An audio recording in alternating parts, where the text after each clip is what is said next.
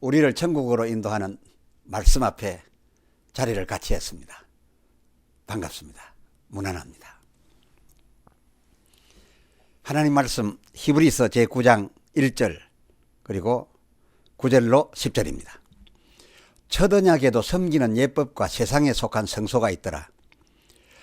이 장막은 현재까지의 비운이 이에 의지하여 드리는 예물과 제사가 섬기는 자로 그 양심상으로 온전케 할 수 없나니 이런 것은 먹고 마시는 것과 여러 가지 씻는 것과 함께 육체의 예법만 되어 개혁할 때까지 맡겨둔 것이니라. 아멘. 이어지는 주제입니다. 첫 장막은 단지 둘째 것의 비유, 그 두 번째 시간입니다. 히브리서 9장 6절 하반절 제사장들이 성소라 일컫는 그 첫 장막에서 항상 섬기는 예를 행하고 지성소라 일컫는 둘째 장막엔 7절 대제사장이 홀로 1년에 1차 들어갔으되 피 없이는 아니하였나니 이 피는 자기와 백성의 허물을 위하여 드리는 것이라 하였습니다. 그런데 이 첫 장막의 이 일들은 히브리서 9장 9절 현재까지의 비유로서 10절 하반절 개혁될 때까지 맡겨두어진 것에 불과하였다고 하였는 바, 이 비유가 가리킨 실상, 이 첫 장막 일이 가리킨 실체는 물론 실체를 위하여 설명하기 위한 비유였으니까요. 이 비유인 첫 장막 일이 가리킨 실체는 9절 하반절 히브리서 9장 9절 하반절 그 백성과 섬기는 자의 더러워진 이른바 육체가 아니라 실제는 그 실체는 양심이요. 이를 정결하게 하여 거룩해 하는 것 역시도 짐승의 피가 아니라 이 짐승의 피가 가리킨 그리스도의 피였음을 소개하여 드렸습니다. 더 구체적으로 말씀드려서 마태복음 5장 21절 살인하면 누구든지 심판을 받게 되리니 살인하지 말라 라고 한 이것이 첫 장막에서 있었던 그 육체적 한계의 일이라면 22절 나는 너희에게 이르노니 형제에게 노하거나 라가 곧 욕설만 하여도 반드시 심판을 받아 지옥에 들어가리라 한 이 부분, 이것은 그야말로 이 육체를 비유로 해서 가리킨 바 있는 양심, 그 실체적인 양심에 관련된다라고 하였었고, 또 27절 마태복음 5장 27절 또 간음치 말라 하였다는 것을 너희가 들었는 바. 그렇습니다. 이것은 육체에 관련하고 있습니다. 그러나 나는 너희에게 이르노니 여자를 보고 음욕을 품는 자마다 이미 간음하였느니라 라고 하였었는데, 이 후자는 양심에 관련된다 말씀드렸습니다. 자, 그렇다면 그 마태복음 5장 17절 내가 율법이나 선지자를 폐하러 온 줄로 생각지 말라. 18절 진실로 너희에게 이르노니 천지가 없어지기 전에는 이 세상 끝이 날 때까지는 율법의 1.1핵이라도 결단코 없어지지 아니하리라 하셨는데, 이 말씀 하셨음이 이 없어지지 아니할 이것이 하면 어디에 해당되겠습니까? 예컨대 육체적인 비유대로 지키게 하려고 그토록 세상 끝날까지 있게 하겠다라는 거였겠습니까? 아닌 것이지요. 이 율법과 계명이 세상 끝날까지 있어야 될 이유로서는 이 육체적인 비유가 가리키는 바 그 실체, 양심대로 지키라고 이 율법과 계명을 있게 하겠다라는 거였던 게지요. 그런데 우리는 오늘날 어떠합니까? 이 율법과 그 계명을 이렇게 끝까지 우리 있을 동안에도 우리에게 주어지고 있는데 이것을 잊게 하겠다는 것을 단지 성경이 말하고 있는 비유뿐인 이 육체적인 죄만 결부시키고 그것에 대하여만 범하지 아니하려고 하고 혹 범하다 하더라도 그것에 대하여만 사유함 받으려고 제한되게 회개하고 있지 않습니까? 또 출애굽기 20장 3절 너는 나 외에 다른 신들을 내게 있게 하지 말지니라 하였기로 그래서 다른 신은커녕 점치는 일도 하지 아니하고 또 출애굽기 20장 4절 우상일랑은 어떤 형상이든지 만들지도 말고 5절 절하거나 섬기지 말라 하였기로 그래서 우상에 절을 하기는커녕 집안에 우상스럽게 여겨질 조각품마저도 두지 아니하려고 하고 또 8절 출애굽기 20장 8절 안식일을 기억하여 거룩히 지키라 하였기로 오나가나 주일 성수 예, 이 주일 성수하는 일에 최대한 힘쓰고 있는 것이 사실 아닙니까? 과연 우리가 힘을 다해 지켜오고 있는 이 육체적인 일이 과연 실상입니까? 우리가 애써 지키고 있는 관심의 초점을 두고 있는 이 수준 내용이 과연 성경이 말하는 바 실상입니까? 아니지요. 성경은 우리가 그토록 애써 지키고 있는 이런 것이 단지 그 실상을 위한 비유일 뿐으로서 비유가 가리키는 실상 내용은 따로 있다 하고 있다는 겁니다. 그렇습니다. 이 계명, 이 비유가 정작 가리키는 핵심 실상은 누가복음 10장 25절로 28절 사이에 나타난 어느 율법사와 예수님의 대화에 잘 나타나 있어 그 실상을 알려드리기 위해서 소개하겠습니다. 25절 선생님 내가 무엇을 하여야 영생을 얻으리까? 아마도 지금 육체적인 것, 이 율법 계명을 잘 지키고 있음에 대하여 자신감을 가지고 물을 것 같습니다. 이것이 영생하는 기본적인 요구사항인 줄 알았던 것 같습니다. 26절 율법에 무엇이라 기록되었으며 네가 어떻게 읽느냐? 이 사람이 율법을 많이 읽었으므로 대답을 그 의도에 따라서 잘하고 있습니다. 27절 대답하되 내 마음을 다하고 목숨을 다하며 힘을 다하여 주 너의 하나님을 사랑하고 또한 내 이웃을 내 몸같이 사랑하라 하였나이다. 우리가 육체적으로 관심 있게 지켜온 바 율법과 계명 그 내용과는 전혀 딴 얘기 같지 않습니까? 전혀 딴 얘기 같은 대답을 했습니다. 그의 대답이 과연 맞았을까요? 맞았습니다. 28절 예수께서 이르시되 내 대답이 옳도다.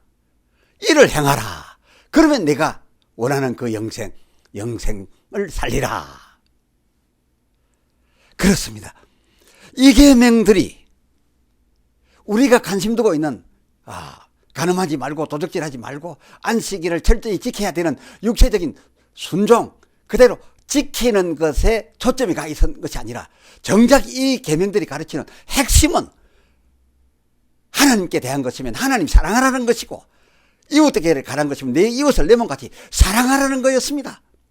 다시 한 번 더 말씀드려서 다른 신 안 섬기고 우상 안 만들고 그 우상에게 안 절을 하며 주일 성수 그것을 위해서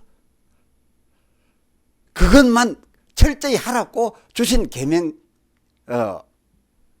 인 줄로 알고 그것을 열심히 지켜왔습니다만은 그러나 이 계명들의 진정한 요구는 우리들이 지켜온 그런 수준에 머물고 있는 것이 아니라 하나님을 사랑하라 이웃을 내 몸같이 사랑하라 라는 것이었다 그겁니다. 출애굽기 20장 12절 이하를 보면 이웃 사랑에 대해서도 잘 말씀하고 있습니다. 내 부모를 공경하라. 14절 간음하지 말라. 또 15절 도적질하지 말지니라. 16절 내 이웃에게 거짓 증거하지 말라라는 이 계명들 역시도 우리가 그야말로 간음하지 육체적으로 아니하려고 도둑질 아니하고 이웃에게 거짓 증거 아니하는 등으로 열심히 애써서 지켜오고 있는 그 자체를 위하여 이 계명이 주어진 없다고 하고 있지 아니하고 히브리서 10장 1절 장차 오는 좋은 일의 그림자 너희가 지키고 있는 그 계명에 따른 그 지킴은 장차 오는 좋은 일의 다만 그림자로서 이것을 사람으로는 볼 수 없으나 성령으로 하여 보게 되면 이 율법의 실제 요구가 너희가 지키고 있는 그거 다 하면은 이 율법 다 지킨 줄 알고 의롭다고 생각하지만 그것이 아니라 성령으로 보면 이 율법의 실제 요구는 앞서 말씀드린 것은 하나님을 사랑하라. 그리고 이 뒤에 말씀드린 것은 내 이웃을 내 몸같이 사랑하라 라고 하는 그거였다 그겁니다. 아니 아무리 보아도 육체적으로 성기와 계명이요 그리고 하지 말아야 될 또 해야 될 그런 지킬 바 내용인 것 같기만 한데 어찌하여 이 대하나님 계명은 하나님을 사랑하라라고 한 것이고 또 이 이웃에 대한 계명은 도둑질하지 말고 간음하지 말고 살인하지 말아야 될 그 지키라는 것인 줄로 알게 되어 있는데 어찌하여 이웃을 사랑하라라고 한 건가요?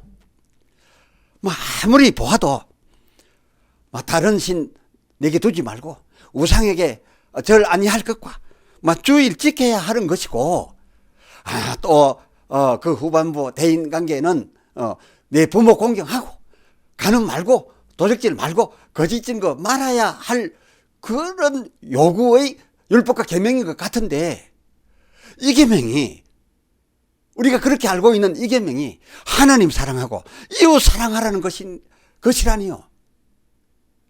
하면 이 계명을 보고 받아들일 때 전혀 딴 얘기 같은 이 숨은 핵심, 이 계명이 진정 바라고 있고 이 계명 속에 담겨 있는 목적이요 숨은 진정한 핵심은 어떻게 알 수가 있다는 겁니까? 예. 이건 성령, 그렇습니다. 성령으로 아니하면 알 수도 없고 또한 그 계명대로 아무리 하려고 해도 성령의 도움이 없으면 성령의 권능을 받지 아니하면 할 수도 없고 그리고 하여지지도 않을 만큼 철저한 계명입니다.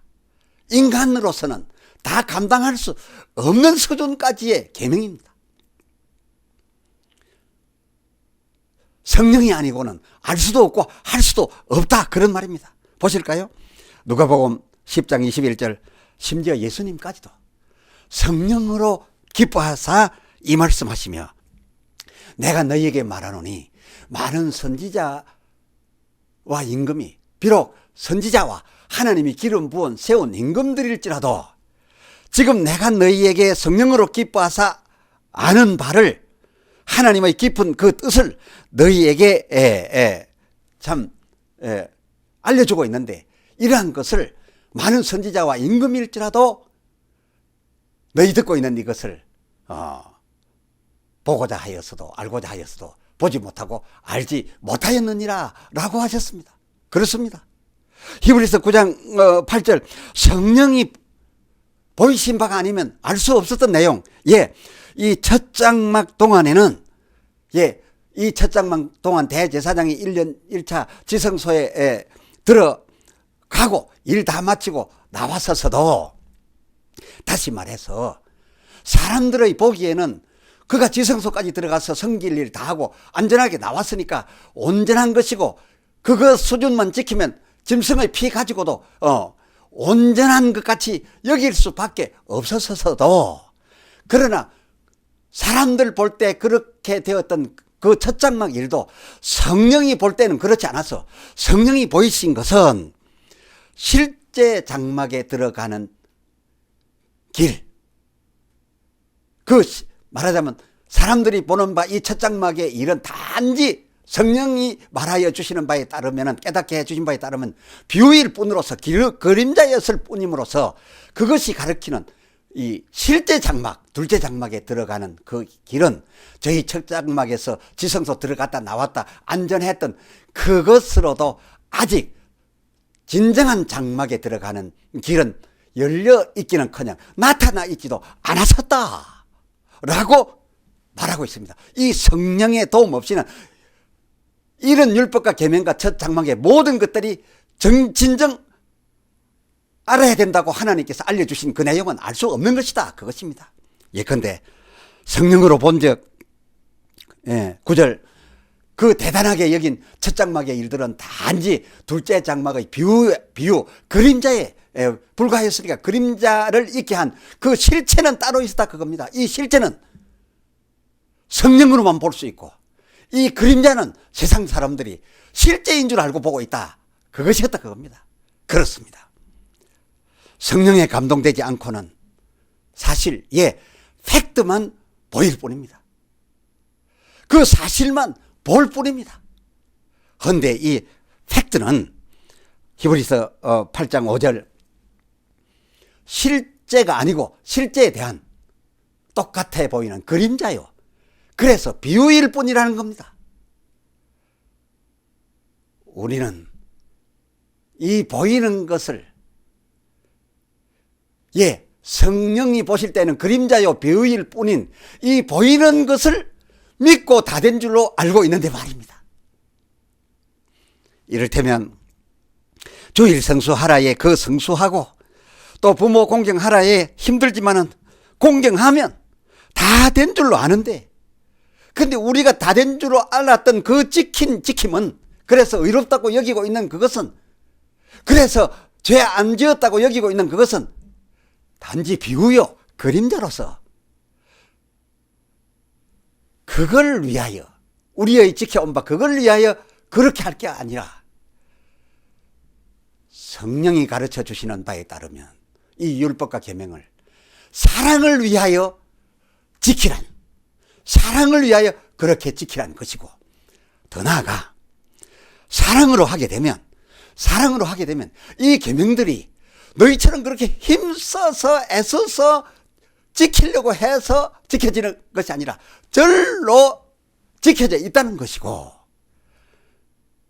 그리고 사랑으로 하게 되면 그저 사랑한 것만으로 이미 다 지켜버렸다는 겁니다. 내용을 알지 못해도 오히려 된다는 겁니다. 이 같은 사실을 예수님과 함께 3년을 지내면서 알게 되었던 제자들은 이제는 질문이 달라집니다. 마태복음 13장 23절 좋은 땅에 뿌려진 씨, 주님이 말씀하신 그 좋은 땅에 뿌려진 씨는 싹을 잘 내겠지요. 그것은 현실이요 눈에 보이는 팩트입니다. 그러나 이 현실에 대하여 주님께서 많은 무리 앞에서 말씀을 한 것을 두고서 이 제자들은 그것은 사람들의 보기에 현실이지 하나님의 눈으로 성령으로 볼 때는 그림자요 비유일 뿐인 것으로 보았기 때문에 마태복음 13장 10절 오 주여 어찌하여 저희에게 비유로 그림자인 이 세상의 현실만 말씀하시나이까? 그것이 가리키는 실제가 있는데 왜 말하지 아니하였나이까? 라고 물었지 뭡니까? 역시 대단합니다. 이에 예수님 이 세상 속 현실 말씀했던 그것이 가리킨 진실에 대하여 대답해 줍니다. 좋은 땅에 떨어져 결실을 잘하게 된 그것은 내가 그것을 말하려고 그것을 말한 게 아니라 그것이 말하고 있는 말씀을 듣고 깨닫는 자, 그것을 말하려고 앞에 있는 것을 그림자로 말해준 것이라. 말씀을 듣고 깨닫는 자는 실제이고, 그리고 좋은 땅에 뿌려졌다라고 하는 것은 그 그림자였다, 그것이었습니다. 하시면서 예수님 요한복음 14장 25절 내가 아직 너희와 함께 있어서 지금까지 세상이 보지 못하는 이런 깊이 있는 실제의 현장들을 많이 말해 너희에게 주어 왔거니와 내가 이제 아버지께로 가노니 그러나 염려하지 말라. 26절 보혜사 곧 아버지께서 내 이름으로 보내실 성령 그가 성령 그가 너희에게 모든 것을 가르치시고 생각나게 하시리라 라고 하시며 올라가셨고 과연 성령을 보내주시더니 그 보혜사 성령 받은 후엔 요한복음 16장 23절 이 제자들이 아무것도 묻지 아니하였습니다. 아무것도 묻지 않아도 이 팩트가 가리키고 있는 모든 일, 성경의 눈에 보이는 이 모든 율법과 계명들이 가리키고 있는 하나님의 실제, 이 그림자가 가리키는 실제 하나님 나라의 일들을 바로 깨달을 수 있었기 때문에 아무것도 더 이상 물을 필요가 없었던 겁니다. 이 성령, 그렇습니다. 우리는 이 성령으로 성경이 우리에게 보여준 바 이 현실들 가운데서 무엇을 가리키고 있는가 진정한 실상을 보고 그것을 소망하며 나아가야 할 줄 믿습니다. 기도합시다. 하나님 아버지, 첫째 장막의 일은 단지 둘째 장막의 비유라는 이 주제의 말씀들을 통해서 우리는 이 세상에 관한 것이든지 육체적으로 지키라 명한 율법과 계명의 일이라든지 하는 이 모든 것들이 다만 비유로서 실체에 대한 그림자였음을 다시 한번 깨닫게 되었습니다. 허다히 우리는 이 그림자인 이 세상의 현실만을 보고 또 이 성경 속에 우리 육체적으로 행할 수 있고 지키고 있는 그것만을 위한 것인 줄 알고 하나님의 이 명령들을 지켜오려고 무진 애쓰고 있었사오나 이것은 그림자였을 뿐이라니 이 그림자라면 똑같이 보이는 실제의 나라가 따로 있고 실제의 나라에서의 실체가 따로 있음 아니었겠나이까. 예수님께서 그 실제의 나라를 제자들에게 가끔 말씀해 주셨거니와 오늘날은 주께서 보내신 보혜사 성령에 의하여 이 세상을 보면서도 실제를 깨닫고 성경을 보면서도 이 성경이 가리키는 실상에 대하여 비로소 알게 되어 있음을 오늘 발견하였습니다. 오 주여, 보혜사 성령 우리에게 보내주시옵시사. 성경을 읽을 때에도 이 세상을 볼 때에도 이것이 무엇을 가리키는가 다시는 묻지 않아도 될 만큼 이 비유의 그림자가 가리키는 실제의 나라, 그 실제의 현장을 깨닫게 하여 주시옵소서. 그리하여 실제의 나라를 향하여 나아갈 수 있게 해 주시옵소서. 우리 주 예수 그리스도의 이름으로 간절히 기도드렸사옵나이다. 아멘.